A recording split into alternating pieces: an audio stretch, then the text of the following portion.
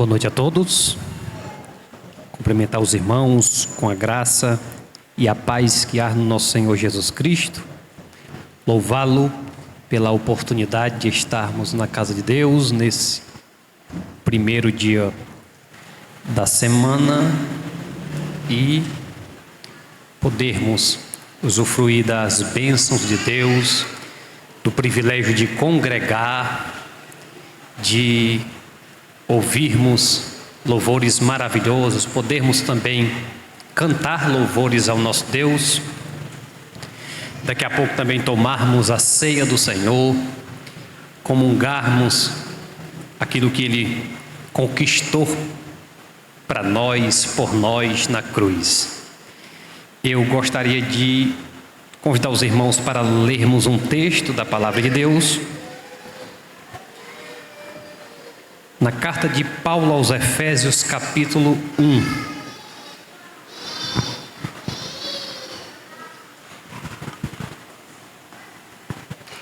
Efésios, capítulo 1, versículo 15.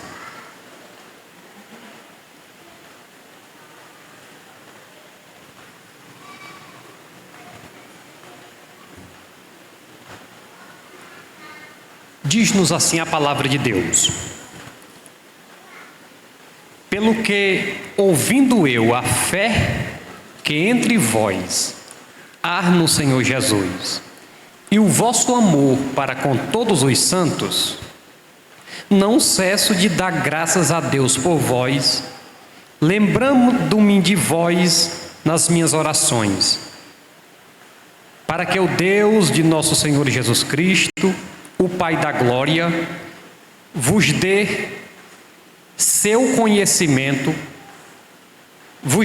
em seu conhecimento o espírito de sabedoria e revelação, tendo iluminados os olhos do vosso entendimento, para que saibais qual seja a esperança da sua vocação e quais as riquezas da glória da sua herança nos santos, e qual a sobreexcelente grandeza do seu poder sobre nós, os que cremos, segundo a operação da força do seu poder, que se manifestou em Cristo, ressuscitando-o dos mortos e pondo-o à sua direita nos céus, acima de todo o principado e poder e potestade, domínio, e todo nome que se nomeia, não só neste século, mas também no vindouro. E sujeitou todas as coisas aos seus pés, e sobre todas as coisas o constituiu como cabeça da igreja, que é o seu corpo, a plenitude daquele que cumpre tudo em nós. Oremos. Nosso bondoso Deus, te damos graças por poder abrir tua palavra, lê-la, compartilhá-la com o teu povo, Senhor. Te louvamos por isso. Nos submetemos nesse momento à autoridade da tua palavra, à ação do teu Espírito Santo. É o teu Espírito que sonda os corações, que conhece cada vida, que sabe qual a necessidade de cada um daqueles que estão aqui no templo, que estão ouvindo pelas mídias sociais, pela transmissão da Rádio Ceará, e nós pedimos que o teu Espírito faça a aplicação desta palavra, encorajando o teu povo, chamando à verdade aqueles que ainda não te conhecem, motivando-nos, exortando-nos, nos levando ao centro da tua vontade. Amém.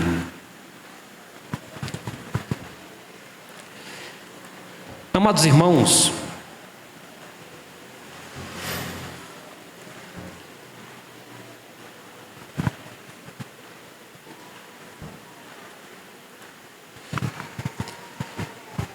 conhecer sobre Deus,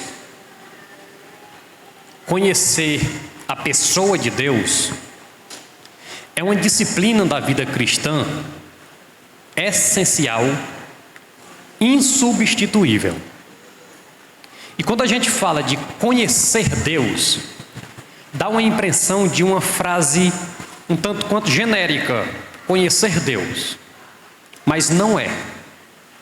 Por quê? Porque nós estamos em uma era digital, onde informações circulam e viralizam-se com uma velocidade fora do comum. E as informações teológicas não são diferentes.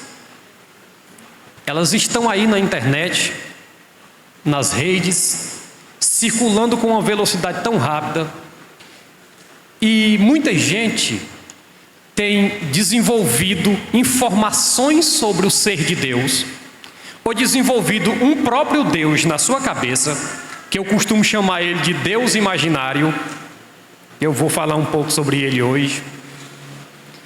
E isso tem sido um erro muito grande.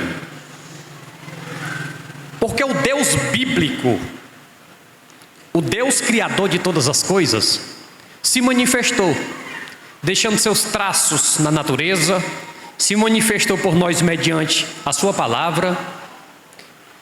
E nós acabamos de ler um texto que Paulo, fazendo menções positivas à igreja de Éfeso, ele diz que ao obter a informação sobre a fé dos irmãos éfesos, o amor que eles tinham, aquilo fez com que eles se motivassem a orar cada vez mais pelaquela igreja.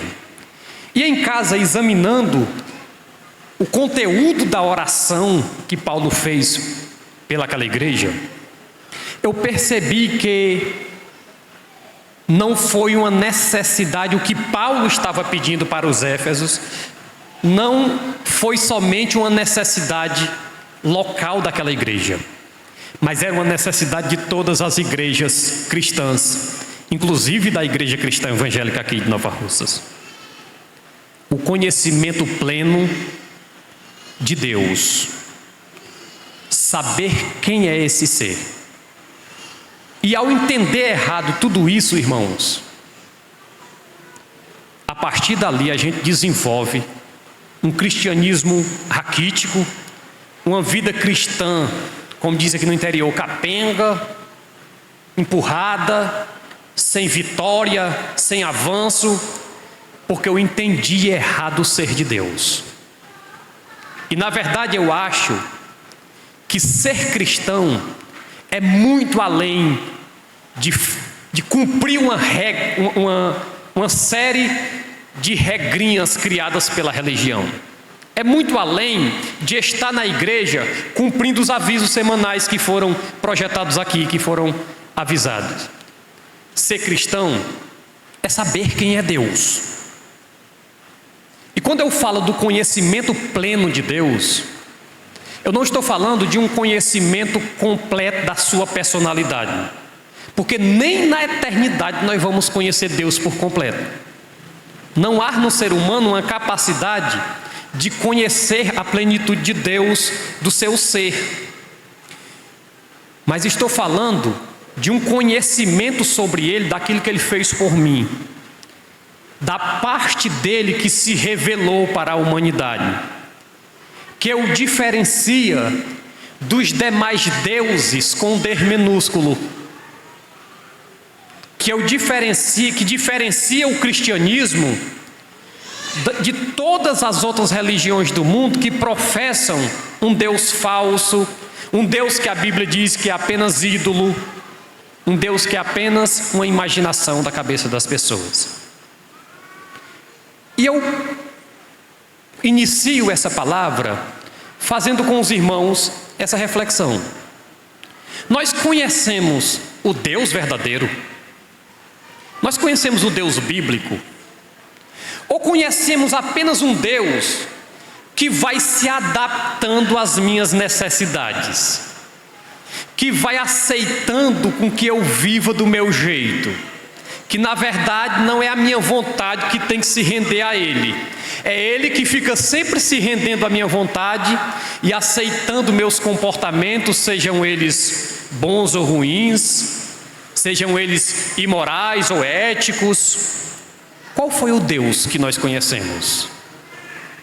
É interessante fazer essa reflexão. Porque, irmãos, a ignorância sobre qualquer coisa não invalida o conteúdo daquela coisa. Hoje nós estávamos no curso aqui do Casados para Sempre e chegamos em uma página que o irmão Max e a irmã Raquel fizeram um comentário interessante. Eles disseram: se alguém não conhece a lei da gravidade, a lei da gravidade não deixa de existir e nem invalida os seus recursos, o seu conteúdo, aquilo que ela é, porque alguém não a conhece. Se você pegar um idoso de 90 anos de idade e chegar para ele e dizer: você sabe explicar o que é a lei da gravidade? Muito provavelmente, como ele nunca estudou sobre isso, ele não vai saber responder. Mas se esse idoso pular de um prédio, ele vai saber o que é a lei da gravidade. Vai funcionar do mesmo jeito. O fato dele ser ignorante sobre a lei da gravidade não faz com que ela pare de funcionar. Com isso eu estou dizendo que se você conhecer o Deus errado, você permanece um ímpio. O fato de você ter vindo para a igreja, ter um dia vindo aqui na hora daquele convite que a gente faz no final do culto, que a gente chama de apelo, né?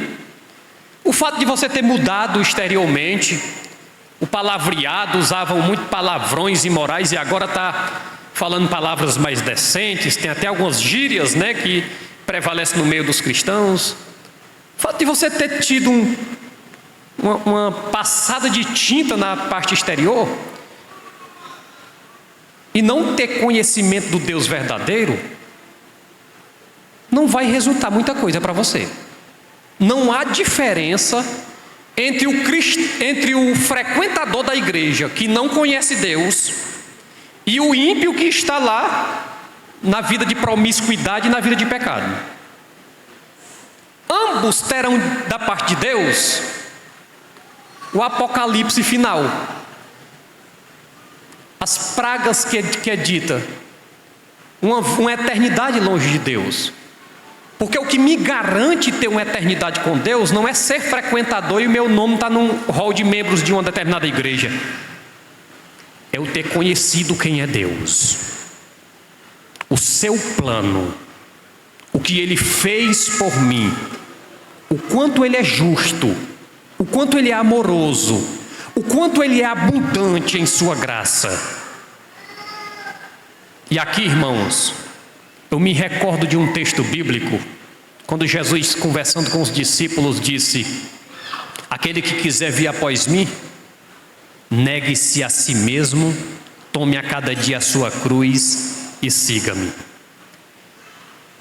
E eu acho assim engraçado quando eu vejo várias pessoas pregando sobre esse texto, dizendo: a cruz são as dificuldades que a gente passa na vida, é uma pessoa idosa, doente que a gente tem que cuidar, é uma doença que a gente mesmo tem que enfrentar, são os obstáculos da vida que a gente tem que passar. E não deixa de ser. Mas no contexto do que Jesus estava escrevendo, ele estava dizendo que seguir a ele naquele período, sobre a influência do Império Romano, era colocar em risco a própria vida. Em outras palavras, Jesus estava dizendo assim: aquele que quiser me seguir, saiba que todo dia vocês têm uma possibilidade de morrer. Morrer por minha causa. Morrer não somente de um acidente de trânsito, ou de velhice, ou de doença, mas morrer porque o Império Romano pode pegar e pode matá-los. Morrer porque o judaísmo vai cair para cima de vocês. Isso era seguir a Jesus naquela época. E nós temos essa consciência, porque a consciência deles sobre Deus era tão profunda, irmãos, da primeira igreja, que quando a gente faz um estudo sobre como eles morreram, sobre como eles viveram, se a gente colocar um óculos da perspectiva humana, a gente vai descobrir uma coisa: todos viveram e morreram muito pior do que antes de ser crente. A vida deles, numa perspectiva humana somente, piorou e muito. Passaram a ser perseguidos, irmãos. Perderam a vida social, perderam sua liberdade. A maioria deles morreram de mortes que, se a gente presenciasse hoje um cristão sendo morto da forma que os cristãos bíblicos foram, a gente ficava traumatizado mais de 3 meses sem vir para a igreja com medo, pensando como foi aquilo ali. Já pensou pegar o nosso pastor, pegar o nosso líder, pegar os irmãos da igreja, amarrar em cavalos e sair arrastando pela rua e nós vermos uma cena dessa? Ou seja, quem enfrentava isso, enfrentava porque realmente tinha conhecido Deus, tinha uma convicção de fé muito forte. Não era crente simplesmente porque o catolicismo perdeu a graça. Não, eu não creio mais em santo, então se eu não creio mais em santo, o melhor lugar para mim é a igreja dos crentes. Não tem um lugar melhor. De domingo Nova Russas é tão chata, não tem nada de tão interessante, vou para a igreja dos crentes. Não era isso. Era um amor profundo que tinha dentro de si, que Paulo expressou: Cristo é o meu viver. O viver para mim é Ele é tudo. Se não existir Cristo, a minha vida não existe razão de existir. É por Ele que eu vivo. É aquilo que as irmãs cantaram aqui. É por Ele, é por causa dEle, tudo sobre Ele, nunca foi sobre nós, é tudo sobre você, é tudo sobre você, Jesus. Foi isso que as irmãs cantaram aqui. E aí Paulo diz em sua oração, ele pede a Deus que conceda aos crentes espírito de sabedoria, de revelação e de pleno conhecimento de Deus. O verso 17, eu vou pedir até o irmão que mude isso, a versão, porque eu gosto muito dessa expressão, pleno conhecimento de Deus.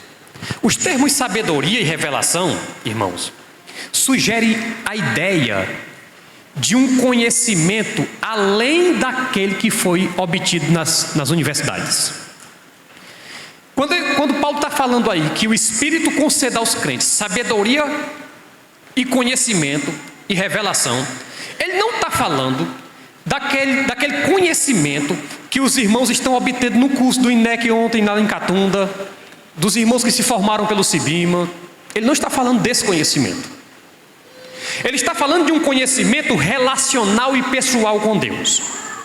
Ele está falando de um conhecimento revelado pelo próprio Deus ao coração do pecador, que Paulo em outros textos chama isso de um grande mistério que foi escondido durante todo o período do Antigo Testamento e agora para nós foi revelado. E às vezes, quando a gente assiste aqueles filmes na Semana Santa, da Paixão de Cristo, eu não sei se já deu desejo no coração de vocês, mas no meu coração eu fiquei às vezes pensando, como seria bom se eu tivesse vivido nessa época, para viver isso aí que esses homens estão vivendo, para conhecer Cristo pessoalmente. Mas muitos deles talvez pensariam assim, como seria bom se eu tivesse vivido 2000 anos depois, para conhecer o que os crentes da Igreja Cristã Evangélica de Nova Russas conhecem, para ter acesso à aglomeração de informações sobre Deus que eles têm, porque nós temos mais do que eles, viu, irmãos? Pode ser que a gente não se aposse disso, pode ser que a gente não aproveite a gama de conhecimentos sobre Deus que estão disponibilizados para a Igreja do Senhor. Mas eles, irmãos, para que vocês tenham uma noção, se você pegar todo o Novo Testamento, aquele povo não tinha acesso ainda, porque ainda estava se formando o Novo Testamento. E hoje a gente abre as cartas de Paulo, de João, de Pedro, de Judas, e a gente vê tanta riqueza, a gente encontra tanto conhecimento ali dentro. Então é desse conhecimento que o Espírito Santo, que Paulo está falando aqui, que o Espírito Santo traz ao coração do homem.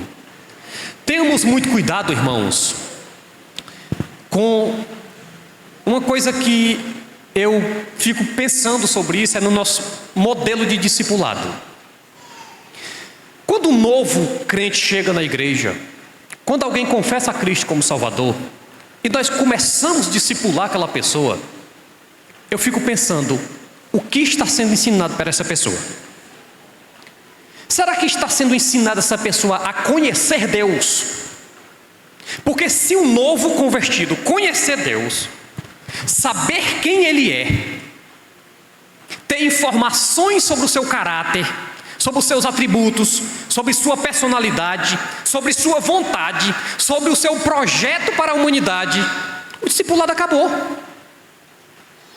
Ele já tem tudo que é necessário. Mas às vezes nós vamos discipular uma pessoa e ao invés de focar em abrir a mente daquela pessoa para que ele conheça quem é Deus, a gente fica nas regrinhas. Batismo vem do grego, que vem de ser disso, que significa aquilo, e começa regrinhas, e começa a explicar coisas de como funciona, e termos tão difíceis de se explicar. E eu fico olhando. Eu já discipulei muita gente, e quando me entregaram o material do discipulado, eu olhei, meu Deus, para que um novo convertido precisa disso aqui? Não entra na minha cabeça. Para que um novo convertido precisa entender termos gregos, hebraicos? Como é que funciona isso aqui? E eu gastei tanto tempo com aquilo ali, podendo estar com ele, conhecendo Deus. E o conhecimento sobre Deus, eu não estou negando aqui que vem através da teologia, dos estudos profundos.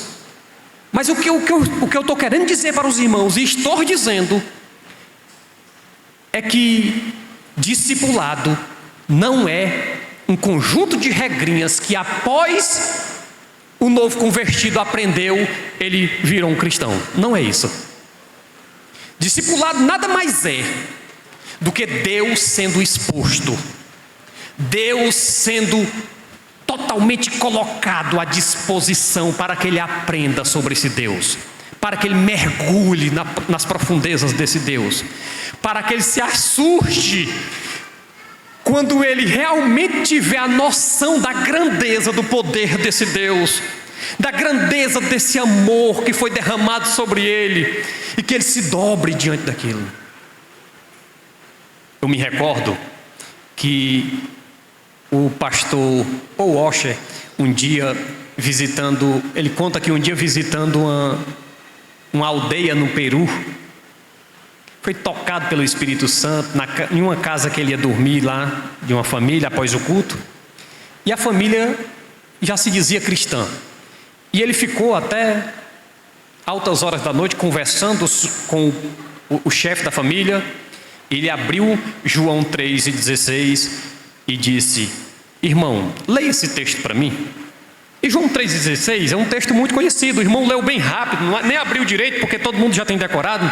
Porque Deus amou o mundo de tal maneira que deu seu filho. E o pastor disse: leia novamente, irmão. E ele leu novamente. E pela terceira vez o pastor disse: leia de novo. E ele ficou com isso, repetindo várias vezes: leia novamente, irmão. E com isso o irmão foi se irritando, né? Pastor, o que está acontecendo? Aí ele disse: leia de novo, irmão. E chegou um momento que, em um desses ler de novo, quando ele disse: porque Deus amou o mundo. E quando ele falou a palavra mundo, ele entendeu que aquele mundo era ele. E a voz dele começou a embargar, a voz dele começou a tremer. Ele disse: porque Deus amou o mundo. E ele não conseguiu ler o resto do versículo de tanta emoção. Disse: agora eu entendi o que você está querendo dizer, pastor. Agora eu li da forma correta, eu li com compreensão de quem é Deus. Eu não li simplesmente porque todo mundo repete aquele verso, e eu aprendi e decorei e fiz a repetição novamente. Eu entendi a profundidade desse amor por mim. Tudo isso aqui foi por mim. Ele se assustou com aquilo ali. E todo pecador se assusta, irmãos, quando ele entende o que foi feito por ele. Quando ele compreende que um Deus sem motivo nenhum se interessou por ele. Ele se assusta e diz: por quê? Porque tanto amor por mim. Aquilo é o verdadeiro conhecimento de Deus começando a tomar posse dele. É o verdadeiro conhecimento de Deus. Como posso negar alguém que só tem me feito bem a vida inteira? Essa frase, irmãos, ela foi dita por um discípulo do apóstolo João, quando pego poder do império e morto em uma fogueira, pressionando-os para negar Cristo, ele disse: como posso negar alguém que só tem me feito bem a vida inteira? Na mente daqueles homens não existia a possibilidade de negar o Senhor. Não existia, porque era viver e morrer por Cristo. Era uma compreensão muito ampla do plano de salvação. Era uma compreensão muito gigantesca da obra que tinha sido realizada na cruz do Calvário. E eu, irmãos, tenho que evitar dizer frases profundas da Bíblia como se fossem genéricas. Quando eu digo Jesus morreu por mim, irmãos, não é simplesmente uma frase de 4 palavras. Eu tenho que compreender, irmãos, o recheio que tem dentro disso. Eu tenho que compreender o conteúdo e o peso que há nessa frase: Jesus morreu por mim. E eu não posso repetir isso simplesmente porque todo mundo repete. Eu não posso simplesmente dizer vou para o céu, por quê? Porque Jesus morreu por mim. Tem que haver, na minha compreensão, o todo desta frase. Ele morreu por mim. Ele morreu por mim por amor. Ele morreu por mim porque quis vir. Ele morreu por mim por obediência ao Pai dele. Ele morreu por mim para despejar sobre mim esse rio de amor da parte de Deus, esse rio de graça. Ele morreu por mim para me dar justamente o contrário daquilo que eu merecia. Enquanto eu merecia todo o castigo da parte de Deus, porque era um transgressor da sua lei, era um desafiador todos os dias de Deus, Ele me dá justamente o contrário, que é sua bênção, que é sua salvação, que é seu filho, e o seu filho gratuitamente vem morrer por mim. Vem morrer por mim. E aqui, irmãos, eu abro um parênteses bem rápido, para a gente não colocar Jesus e Deus em situações opostas quando se trata de salvação.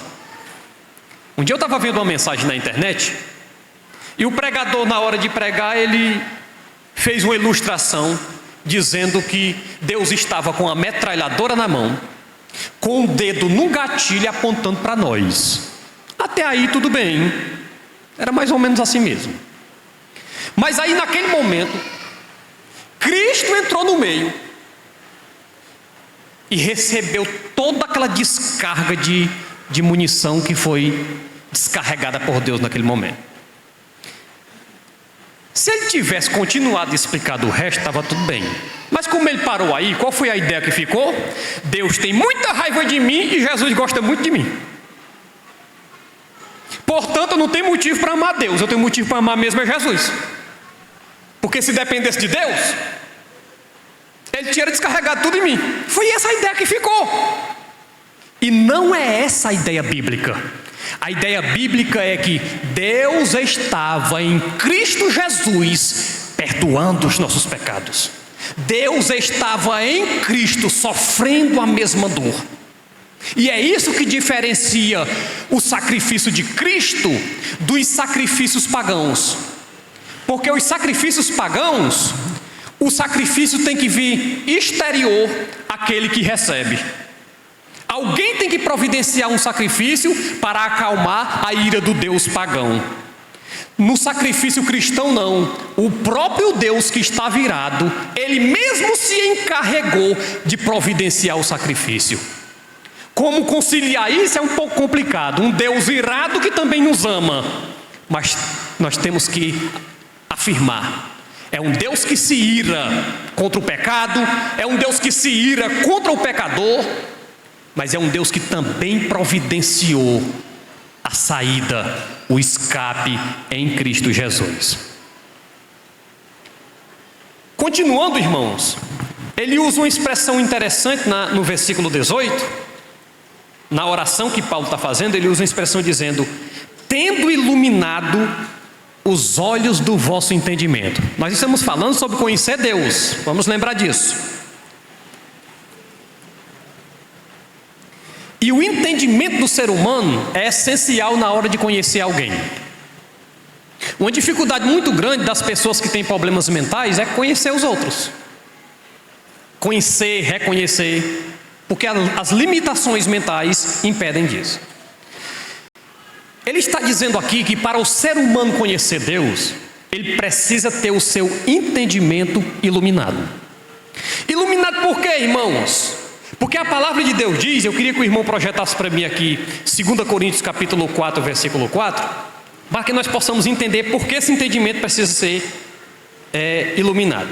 Essa expressão nos mostra, irmãos, que a revelação de Deus ao homem não é algo místico que foge da lógica humana. O Espírito Santo clareia o que estava escuro na mente do pecador. Eu entendo que a obra de conversão na vida de um pecador é algo espiritual. Não existe uma regrinha humana que, cumprindo ela, eu vou chegar a se converter.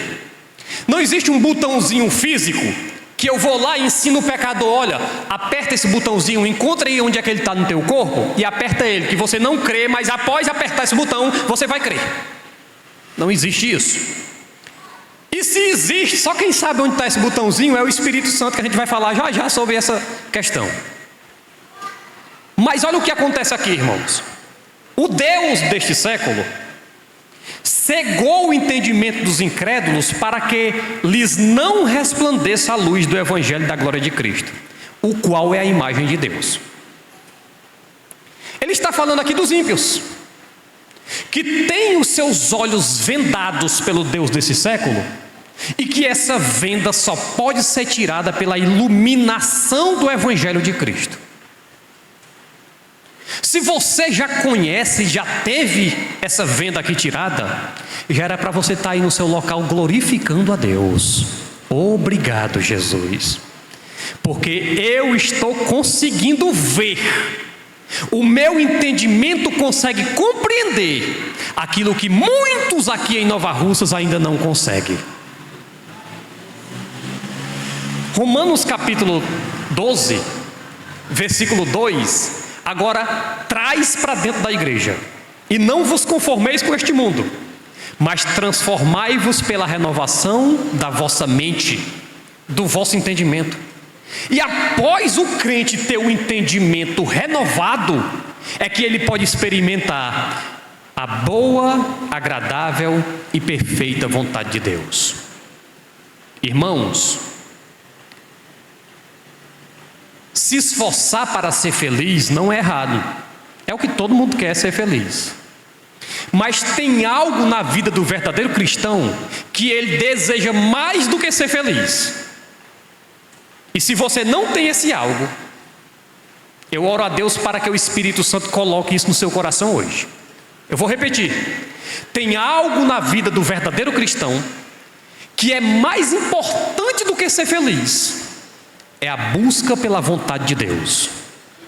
O verdadeiro cristão quer sim ser feliz. É por isso que a gente casa, é por isso que a gente trabalha, é por isso que a gente estuda para ter um emprego melhor, é por isso que a gente se esforça para passar em concursos, porque a gente quer ser feliz, a gente quer ter um pouquinho de conforto.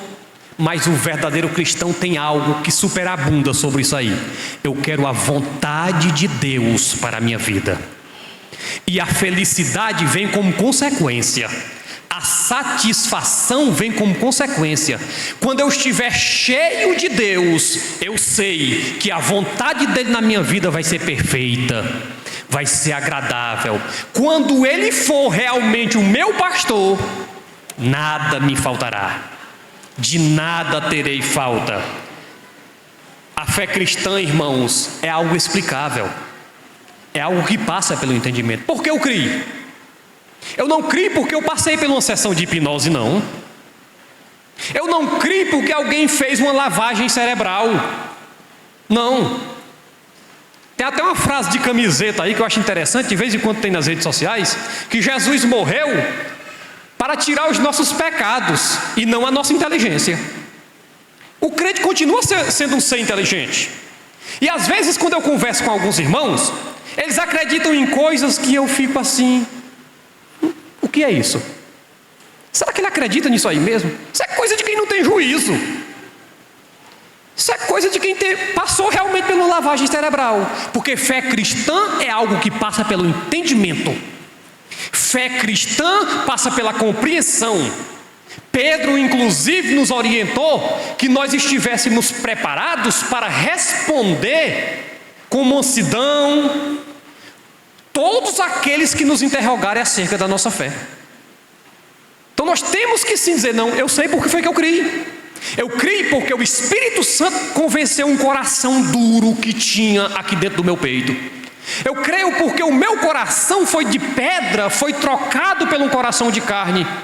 Eu creio porque o Espírito Santo um dia veio com a tesoura abençoada dele e cortou a venda que travava os meus olhos, que impedia os meus olhos de ver a glória de Deus, de ver esse plano maravilhoso.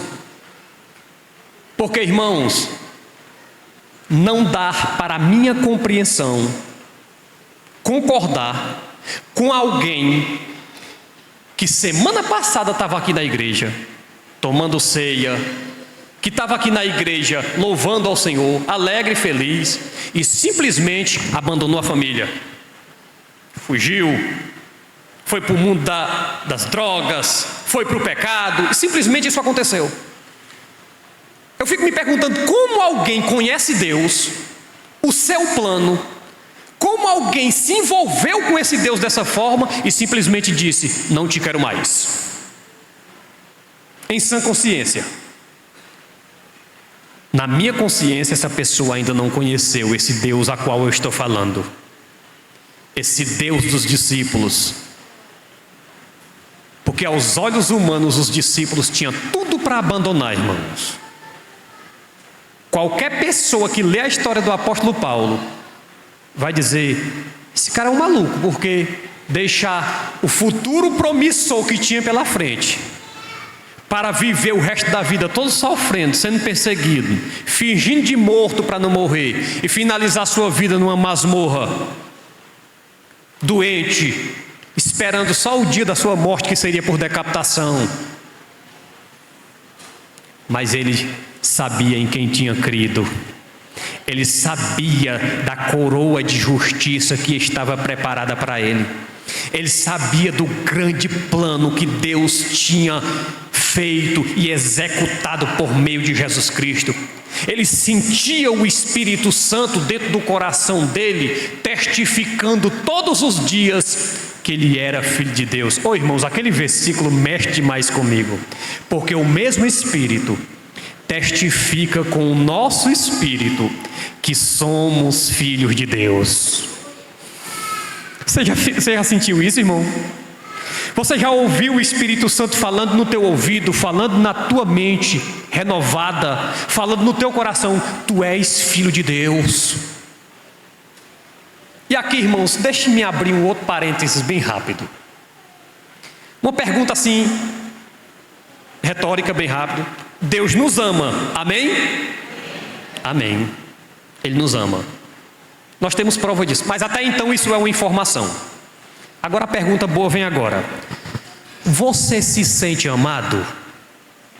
Porque a pergunta Deus nos ama foi feita para cá, para o seu ouvido.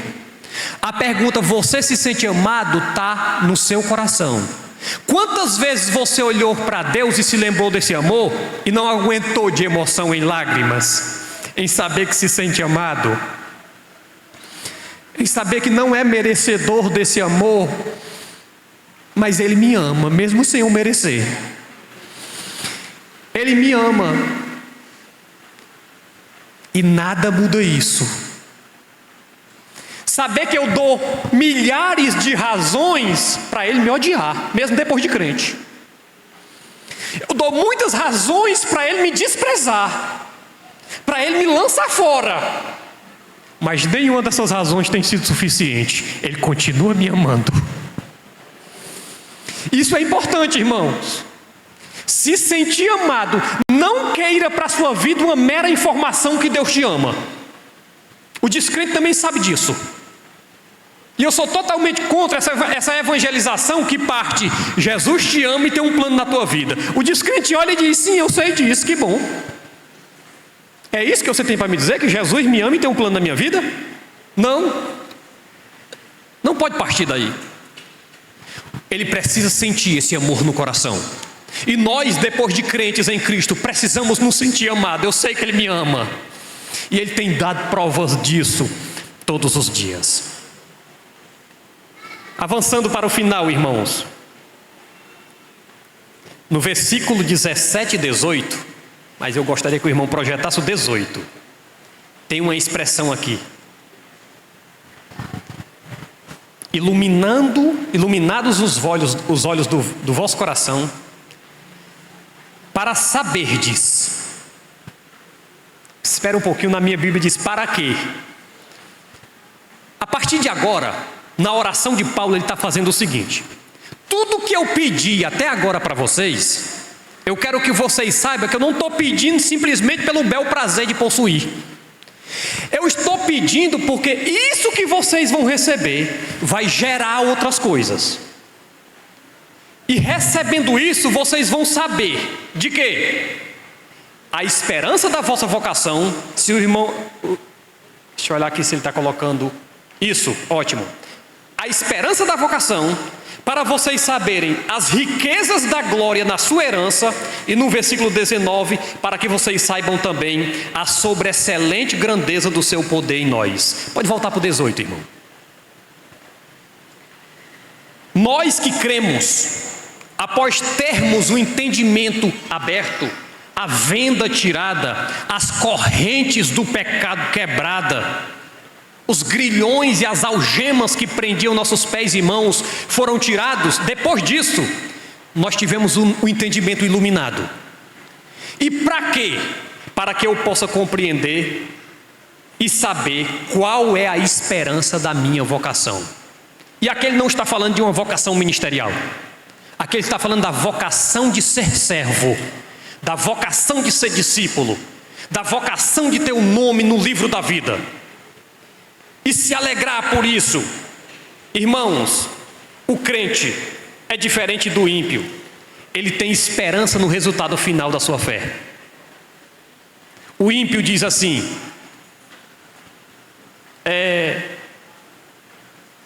futuro é a morte. Vamos viver e aproveitar porque o futuro é a morte. E eu me recordo de um dia, isso sempre vem na minha cabeça quando eu estou pregando. Estava no roçado com o meu pai, eu tinha em torno dos talvez 14, 15 anos, já conhecia Cristo. E limpando o mato com o meu pai, lá no roçado, começamos a conversar um pouco sobre Deus. E ele me falou algo que eu tomei um susto na hora, e nesse susto eu expressei algo muito forte na hora.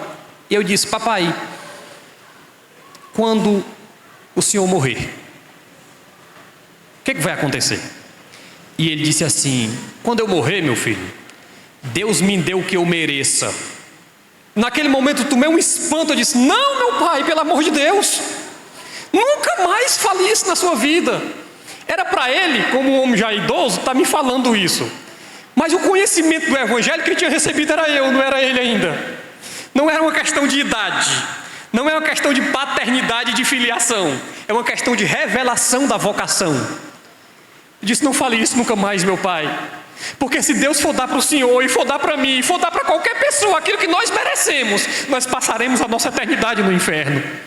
Ele quer nos dar justamente aquilo que nós não merecemos, o contrário daquilo que nós merecemos.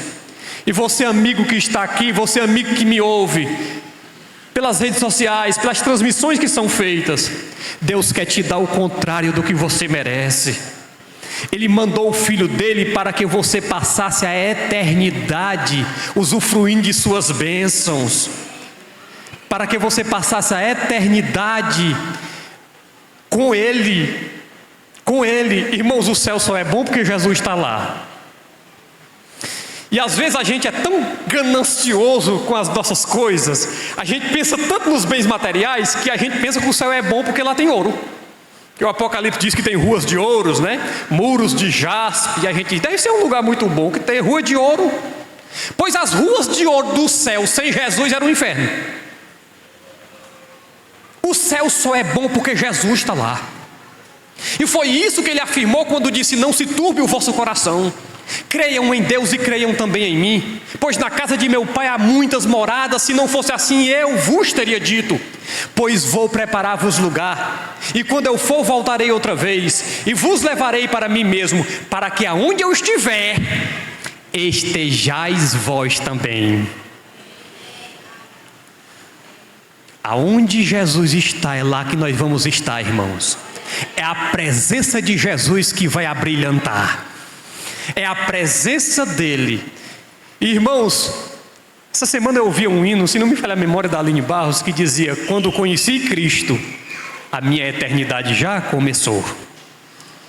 Nós já podemos usufruir disso hoje, irmãos. Nós já podemos usufruir das bênçãos celestiais, sentados nos lugares celestiais, hoje aqui nesse culto. Eu já posso sentir essa paz e essa alegria de Jesus dentro do meu coração. A minha eternidade já pode ter começado.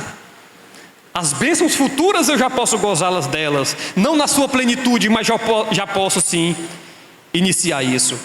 E aí, irmãos, é essa riqueza. Irmãos, vamos ver a esperança da nossa vocação. Quero que o irmão projete aqui para os irmãos verem o texto de 1 Pedro capítulo 1, versículo 9. Vamos ver o final da nossa vocação. Alcançando o fim da vossa fé, a salvação da vossa alma. Está aqui a esperança do crente salvo. É aqui que eu olho e digo: o cemitério não é meu fim. Quando eu participo de um velório de um cristão, é totalmente compreensível que a tristeza esteja presente, porque a falta de alguém vai existir a partir de ali.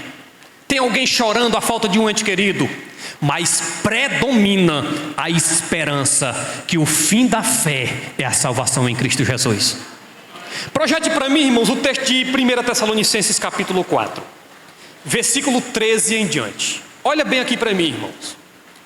Não quero, porém, irmãos, que sejais ignorantes acerca dos que já dormem, daqueles que já morreram, para que não vos entristeçais como os demais que não têm esperança. A igreja tem esperança. A igreja tem. Continua, irmão. Porque se cremos que Jesus morreu e ressuscitou, assim também aos que em Jesus dormem, Deus os tornará a trazer com ele. Dizemos isso, pois, pela palavra do Senhor, que nós, os que ficarmos vivos para a vinda do Senhor, não precederemos aqueles que já morreram, que dormem. Porque o mesmo Senhor descerá do céu com alarido e com voz de arcanjo, e com trombeta de Deus.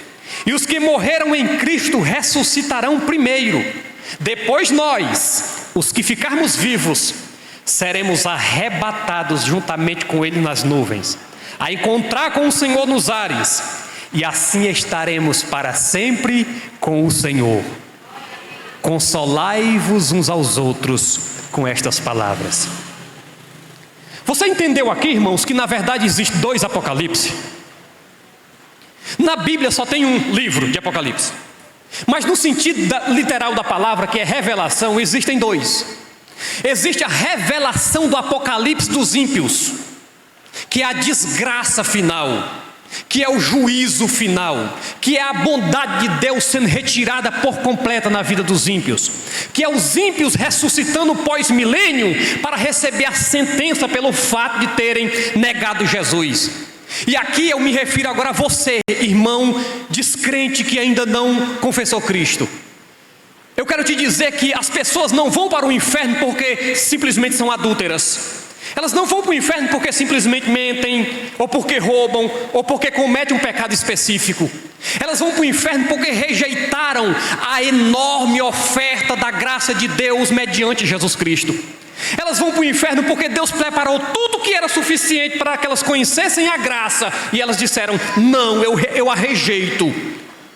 Elas vão para o inferno porque houve um empreendimento da parte de Deus gigantesco em planejar, em mandar Jesus, em Jesus aceitar, vir, morrer, viver aqui, ressuscitar, voltar ao céu. O Espírito Santo vem convencer o homem pecador, e o homem pecador diz: não quero. É por isso que esse pecador vai para o inferno.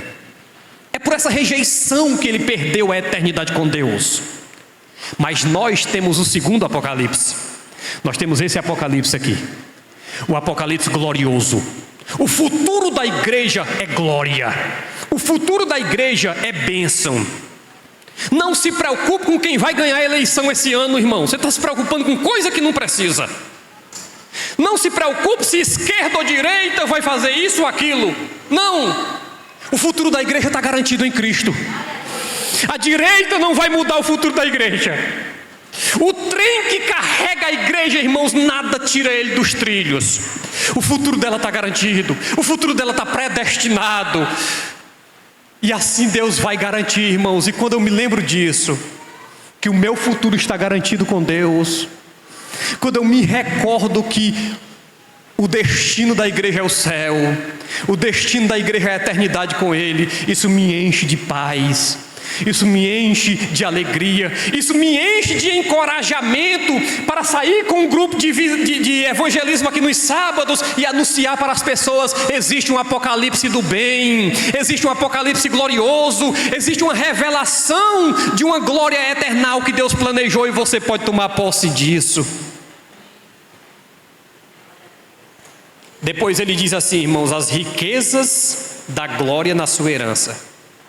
E se a gente for observar o texto, no versículo 4 do texto, voltando ainda lá para o começo do texto, ele diz que essas riquezas são gloriosas por quê? Porque os salvos foram eleitos. No versículo 5 ele diz que os salvos foram predestinados. No versículo 7 ele diz que houve redenção de pecados em Cristo, houve remissão de pecados. E ainda no versículo 7, eu quero que o irmão projete o versículo 7 do capítulo em questão aqui que estamos vendo, Efésios 1.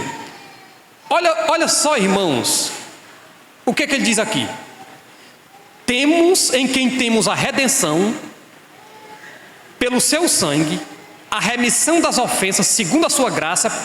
Me dá o próximo versículo, irmão. Que Ele tornou abundante para conosco em toda sabedoria e prudência. Irmãos, na minha versão aqui está dizendo que Ele derramou, dando uma impressão de um recipiente cheio de um conteúdo gigantesco, de um conteúdo enorme. Ele derramou sobre nós essas riquezas da graça de Deus.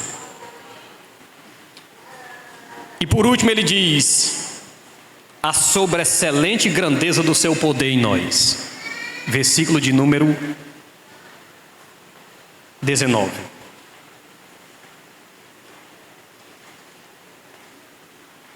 Vamos lembrar que Paulo aqui está dizendo o seguinte: eu orei para que vocês recebessem isso, para que vocês tivessem noção da esperança da vocação de vocês, para que vocês tivessem noção da riqueza que é a glória de Deus, a herança de Deus, e para que vocês tivessem noção da sobreexcelente grandeza do poder de Deus que opera em nós. Lembra do botãozinho que eu falei que se a gente tivesse para apertar e a pessoa crer? Parece que este botão existe. Vamos lá. Versículo 19 diz, irmãos, que nós cremos. Olha o que ele diz: os que cremos segundo a operação do seu poder. Se esse botãozinho existe, é a operação do poder de Deus que faz, que aperta. Nós não cremos simplesmente porque temos o QI elevado. Nós não cremos simplesmente porque estudamos mais, lemos mais, fomos mais religiosos. Não. Nós cremos pela bondade e misericórdia de Deus que nos levou ao arrependimento, nos levou a essa noção. É isso que ele está dizendo aqui: foi o poder de Deus que agiu para que nós crescêssemos. Veja comigo, irmãos, o capítulo 3 ainda de Efésios, e versículo de número 20. Olha o que ele diz.